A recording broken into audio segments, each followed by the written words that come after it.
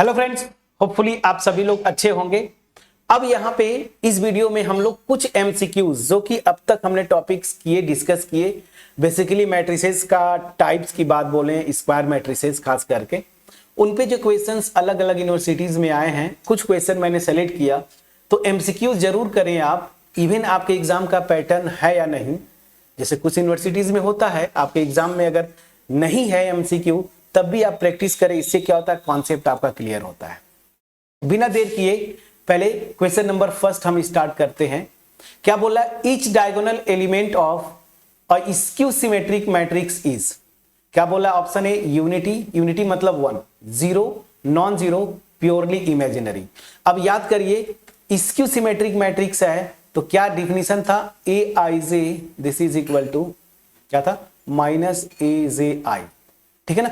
अब यहां पे बोला डायगोनल एलिमेंट, तो डायगोनल एलिमेंट मतलब i इक्वल टू जे, तो ए आई आई यहीं पे रखिए, i equal to J, so minus A I I. मैंने ये प्रूव भी किया था, तो यहां से क्या आएगा? 2ai this is equal to zero.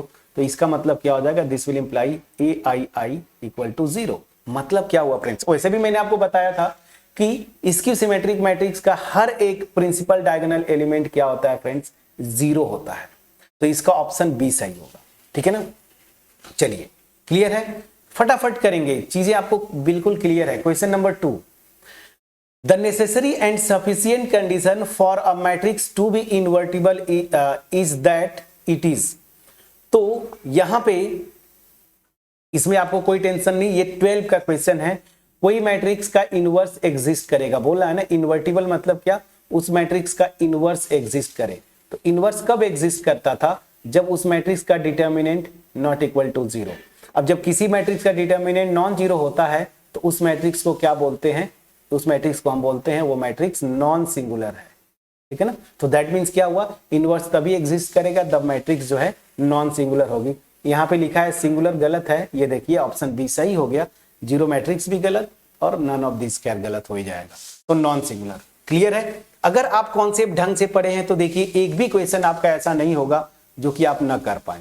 हाँ, ये क्वेश्चन थोड़ा सा अच्छा है। क्या बोल रहा है? अ मैट्रिक्स ए, मैट्रिक्स लिखा है this is nilpotent of index. तो ध्यान दीजिए, मैंने क्या डिफाइन किया था कि कोई मैट्रिक्स दिया है ए, अगर आपको ये दिख रहा होगा कि नहीं, चलिए अब दिखना चाहिए, क्लियर दिख रहा होगा, ठीक है। सो अच्छा, एक मिनट फ्रेंड्स, यहां पे पहला क्वेश्चन जो है आपको शायद इधर ना दिख रहा होगा, ठीक है। यहाँ पे ध्यान दीजिएगा। चलिए मैं पढ़ देता हूं, मैंने इसको क्वेश्चन लिखते वक्त ध्यान नहीं दिया था।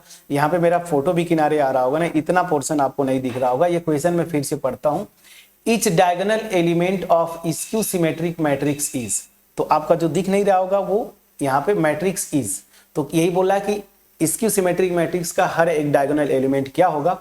ये तीन ऑप्शन तो आपको दिख रहे होंगे, फोर्थ ऑप्शन ये प्योरली इमेजिनरी है, डी ऑप्शन, ठीक है ना। अब ये क्लियर आपको दिख रहा होगा। फिर ये क्वेश्चन नंबर 2 जो यहां पे था, वो क्वेश्चन नंबर 2 क्या है? The necessary and sufficient condition for a matrix to be invertible is that it is. तो ये तो दिख रहा होगा आपको। चलिए, मैं वो ध्यान नहीं दिया पहले क्वेश्चन में, अब यहां पे आते हैं, यहां तक दिखना चाहिए।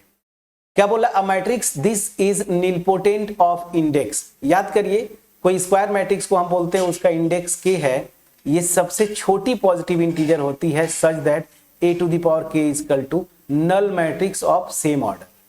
क्लियर? तो आपको यहां पे क्या करना है? इस डिफिनीशन से आपको बस ऑप्शन जो दिए हुए हैं, 1 दिया है, 2 दिया है, तो खैर 1 तो होगा नहीं। 1 मतलब ऑप्शन ए जो था 1, ये तो होगा नहीं। क्यों? ये क्यों नहीं होगा?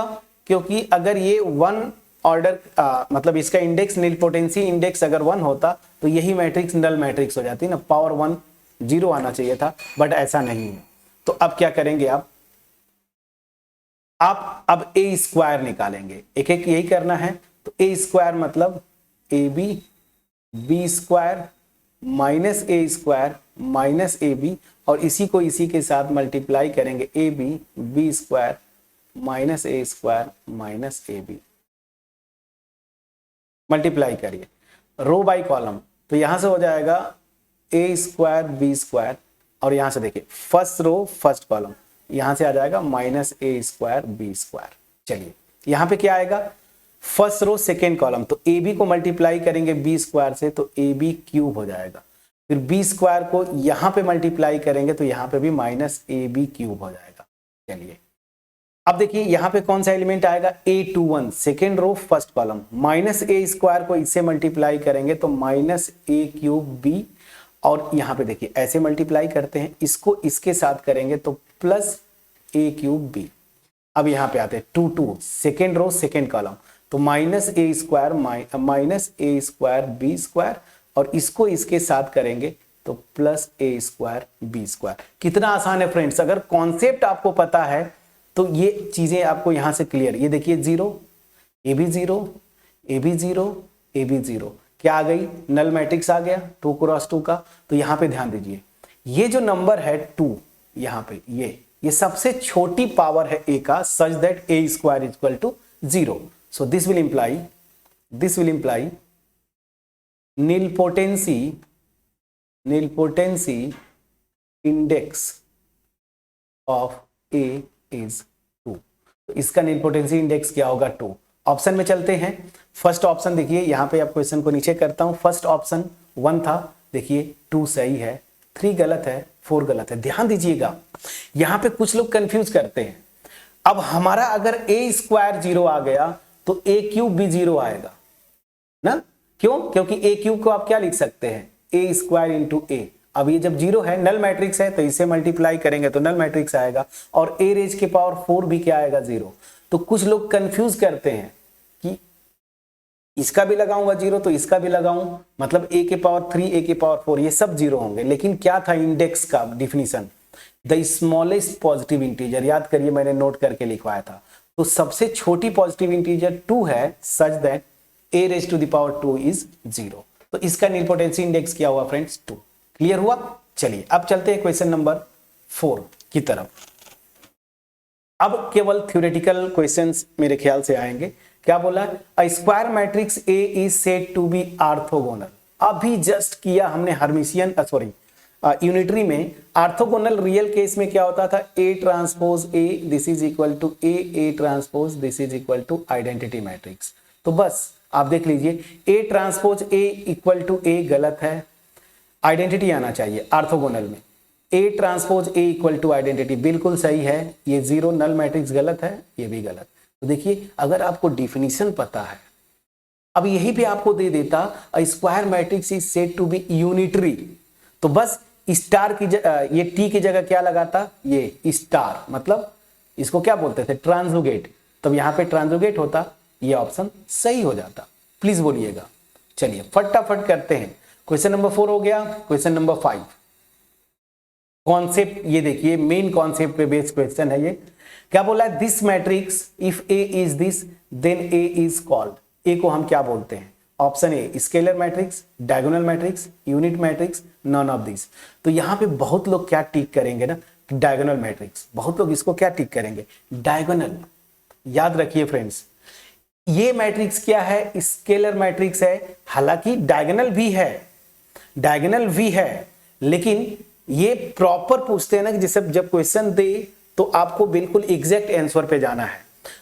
डायगोनल मैट्रिक्स में प्रिंसिपल डायगोनल नॉन जीरो हो सकते हैं, बाकी सब जीरो, ठीक है। स्केलर मैट्रिक्स का क्या डिफिनेशन था, ऐसी डायगोनल मैट्रिक्स जिसमें प्रिंसिपल डायगोनल एलिमेंट सब के सब सेम हो, उसको हम क्या बोलते हैं, स्केलर मैट्रिक्स। तो फ्रेंड्स यहां पे प्रॉपर आंसर आपका होगा स्केलर। हाँ, अगर यही question more than 1 correct answer में होता तो डायगोनल मैट्रिक्स भी ट्रू हो जाता। यूनिट मैट्रिक्स नहीं आएगी। यूनिट मैट्रिक्स किसको बोलते हैं ना, आइडेंटिटी मैट्रिक्स को, और नॉन ऑफ दिस भी गलत हो गया। तो यहाँ पे ये 2 करीब करीब आंसर थे, लेकिन मोस्ट परफेक्ट आंसर जो है आपका स्केलर मैट्रिक्स। तो ये स्केलर मैट्रिक्स होगी। देखिए कितना कंफ्यूजिंग ऑप्शन बनाए थे, ठीक है। चलिए क्वेश्चन नंबर 6 क्या बोला, if A is this then A is called. Orthogonal matrix, scalar matrix, symmetric matrix, none of this. तो पहली चीज स्केलर तो होगा नहीं, स्केलर मैट्रिक्स जस्ट अभी आपने ऊपर किया। प्रिंसिपल डायगोनल को छोड़ के सारे के सारे जीरो होंगे। अब अगर मैंने आपको बताया था कि याद करिए ABCHGF मतलब क्या, सिमेट्रिक मैट्रिक्स, याद आ गया। अब ऑर्थोगोनल ये नहीं होगा, ये आपका होमवर्क होगा। ये होमवर्क है, आप शो करेंगे ऑर्थोगोनल नहीं है, मतलब ए ट्रांसपोज को इसी के साथ मल्टीप्लाई करेंगे तो आप देखिए आइडेंटिटी मैट्रिक्स नहीं आएगी। अगर आ जाती है आइडेंटिटी तो फिर आप बोलते कि ये ऑर्थोगोनल है। ऑर्थोगोनल नहीं होगा, सिमेट्री का तो डिफिनीशन था, मैंने आपको रटवाया था। चलिए last question, if A is n cross n square matrix then, यहां पे देखिए क्या पूछ रहा है, एडजॉइंट ए का डिटर्मिनेंट पूछ रहा है। और ये बहुत ही अच्छा क्वेश्चन है फ्रेंड्स, जस्ट मेरे ख्याल से पिछला वीडियो के लास्ट में मैंने ये रिजल्ट बताया था। आप जानते क्या है, वी नो दैट, एक रिजल्ट मैंने लिखा था ना, कोई मैट्रिक्स अगर है ए तो A into adjoint A, this is equal to determinant A into identity matrix. समझ में आ गया? अब क्या करना है, हमें ए का डिटर्मिनेंट, एडजॉइंट का डिटर्मिनेंट निकालना है। दोनों साइड जो मैट्रिसेस होंगी ना उसका डिटर्मिनेंट निकाल लीजिए। अब अगर यहां पे कंफ्यूजन है तो पहली चीज इसको आप ऐसे लिख सकते हैं ना, आइडेंटिटी मैट्रिक्स है ना, तो हर जगह डिटर्मिनेंट ए से मल्टीप्लाई कर देना है ना। तो आइडेंटिटी मैट्रिक्स यही होता है, देखिए ऐसे, फिर यहाँ पे डॉट डॉट जीरो, फिर जीरो डॉट डॉट, यहाँ पे डिटर्मिनेंट ए। प्लीज चेक करिएगा, ये मेरी मैट्रिक्स, मतलब मैं क्या बोलना चाहता हूँ, आइडेंटिटी मैट्रिक्स में डिटर्मिनेंट ए से मल्टीप्लाई करेंगे। याद रखिए डिटर्मिनेंट ए एक नंबर होता है, तो ये जो क्वांटिटी है जो फार्मूले में या रिजल्ट में वो ये होता है। अब चलिए हम क्या करेंगे, दोनों साइड, ठीक है फ्रेंड्स, तो क्या करेंगे, आप दोनों साइड डिटर्मिनेंट ले लीजिए। तो इधर आ जाएगा डिटर्मिनेंट ए, सॉरी ठीक है, इस पूरे का डिटर्मिनेंट एडजॉइंट ए, और दिस इज इक्वल टू, ये जो मेरी मैट्रिक्स है इसका डिटर्मिनेंट, ये देखिए ये जो मैट्रिक्स है इसका डिटर्मिनेंट, ठीक है। तो क्या हो जाएगा, जीरो डिटर्मिनेंट ए, जीरो डॉट डॉट जीरो, और इस तरह से आप आ जाइए zero zero zero dot dot, यहाँ पे डिटर्मिनेंट। अब ध्यान दीजिए यहाँ पे ये जो डिटर्मिनेंट है इसका, ये जो डायगोनल एलिमेंट्स है ना वो क्या है, सब के सब डिटर्मिनेंट ए है। अब यहां पे ध्यान दीजिए, एक रिजल्ट आपने पढ़ा था, वो रिजल्ट ये था कि अगर दो मैट्रिसेस हैं सी और डी मान लीजिए, तो इनका डिटर्मिनेंट जो होता था ना, प्रोडक्ट का डिटर्मिनेंट अलग अलग डिटर्मिनेंट के प्रोडक्ट के इक्वल था। अब ये रिजल्ट आप यहां पे लगाएंगे लेफ्ट हैंड साइड में, तो ये हो जाएगा determinant A into determinant of adjoint A. Please check करिए। और इधर क्या होगा, ये बड़ा इंटरेस्टिंग है, इसको मैं जस्ट एक फार्मूले से आपको बता रहा हूं। ये देखिए n क्रॉस n का होगा ना, जनरल हम लेके चल रहे हैं। मान लीजिए मैं 2 क्रॉस 2 लेता, तो 2 क्रॉस 2 लेते आप, तो ये होता 0 0 डिटर्मिनेंट ए। समझिएगा, अब इसको जब सॉल्व करेंगे तो ये क्या आ जाता है, डिटर्मिनेंट ए का होल स्क्वायर, ठीक है। उसी तरीके से अगर ये 3 क्रॉस 3 का होता डिटर्मिनेंट, ये देखिए, ठीक है ना, 0 0 डिटर्मिनेंट ए। प्लीज चेक करिए। अब जब इसको सॉल्व करते तो ये क्या आ जाता, डिटर्मिनेंट ए का होल क्यूब। तो मैं क्या बताना चाहता हूं, अगर इसका ऑर्डर 2 क्रॉस 2 का था तो ये मॉड, मतलब डिटर्मिनेंट ए स्क्वायर आ जा रहा है। अगर इसका ऑर्डर 3 क्रॉस 3 है तो ये क्या आ रहा है, डिटर्मिनेंट ए क्यूब। अब अगर इसका ऑर्डर n क्रॉस n है तो ये क्या आएगा, determinant A raise to the power n। Please check करिएगा। और यहां से डिटर्मिनेंट ऑफ एडजॉइंट ए क्या हो जाएगा, बस determinant of A raise to the power n divided by determinant A. अब यहाँ पे पावर 1 है तो ये क्या हो जाएगा, डिटर्मिनेंट ए के पावर n माइनस 1। तो एडजॉइंट ए का जो डिटर्मिनेंट होगा, determinant A raise to the power n minus 1, option D सही है।